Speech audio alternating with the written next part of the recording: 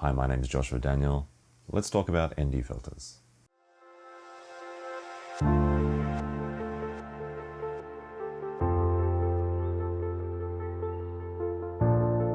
Alright, so I am going to leave a link in the description, as well as it should be showing on screen now, to a timestamp of when I start talking about what ND filters actually do.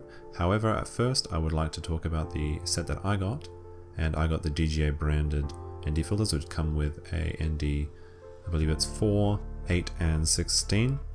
However, I was quite disappointed to find out that as soon as I tried to use the first one, the darkest one, which is I find the most useful one, it just popped straight out of the casing. So very disappointing. The glass I guess is okay, but it's just a little bit of plastic, and it seems like there wasn't any proper glue, or maybe the heat made it fall out. So I'm going to just quickly fix this. I'm just going to use a little bit of glue. I had to be a little bit careful though, because the glue did spread and I don't want it to cover my lens, as that will distort the image. Alright, so I am going to say one nice thing about these DJI branded ND filters. That is that they are so small and light that they go onto the Mavic very well. As you can see, there's a slight ring around the Mavic where they can fit on, and it's easiest to put them on when you have the gimbal clamp on, although you can just hold the frame. Although I'm always a bit hesitant to actually hold the gimbal because it seems like it's so fragile compared to the rest of the Mavic. But anyway, it just slips into this little groove that it has next to the gold ring, and to get it off you just need to pull one of the tabs up with your fingernail.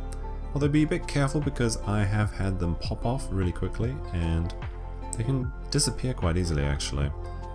But it can be a bit tricky to figure out when to use which filter.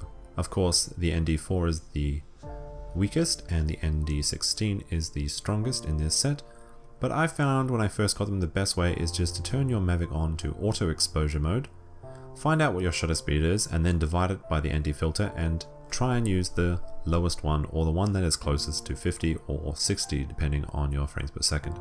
So if we want to look at an example of this, we would turn the Mavic on if the shutter speed was reading 200. If we divided that by 4, we'd get 50, so we would use our ND4. The same goes for the ND8. If you turn on your Mavic and the auto exposure shutter speed is at 400, divided by 8, that is 50. There you go, use your ND8. And lastly, it is the ND16, and you probably have noticed that these numbers are doubling, and the case should be the same here. 800 divided by 16 is going to give us 50, and there's a reason for this. This is why they call them stops. They go up by a stop each, which is halving the amount of light that comes in every stop. So here's my quick and simple guide. I would just say that if it's 200 or less, use your ND4. If it's 400 or less, use your ND8. And if it's 800 or less, use your ND16. What if your auto exposure is over 800? That's a very good question, DJI. So now let's actually have a look at what this actually means. So when you see a video, maybe you'll see your Mavic, someone flying the Mavic through a field or something. It doesn't really help you very much. They'll talk about maybe a jello effect, but the best way to see it is to see something small moving. Now, if we look at this video with this basketball, you'll notice that with the shutter speed on 1000, the basketball jumps around. It's very quick. It almost seems unnaturally, and you can kind of see it warp at the bottom as well. And if you pause the video, you'll actually see a perfect frame of the basketball. There's no blur at all. It is actually too sharp. The eye just doesn't look very good for the eye.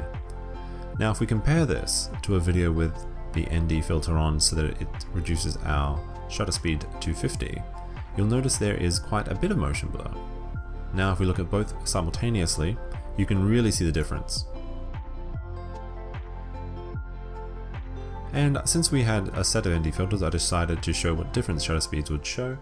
So here we have in the top left 50 frames per second, followed by 200, then 500, and of course 1000. So you don't always have to use 50, but adding a little bit of motion blur is going to make your footage look a bit more smooth, and to use a buzzword, more cinematic.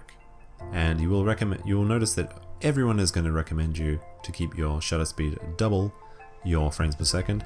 And they'll say it's cinematic, but they don't really explain why. Maybe they mention motion blur, they don't show a good example. This is the why. So now you're really left with the question, do I need a set of ND filters? The question is going to vary. You can't say yes or no in any situation. If you want to improve your filmmaking and perhaps become more cinematic, then I would recommend them, yes. However, if you're making family movies or YouTube videos or any content where it's just another accessory, I cannot recommend them. And I especially, unfortunately, cannot recommend the DJI branded power. However, there are some off-brands that you could look at which would be better.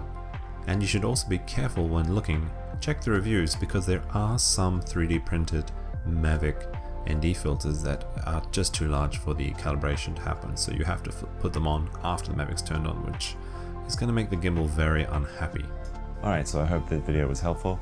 I have to say that with the DJI ND filters I was a bit disappointed in the build quality.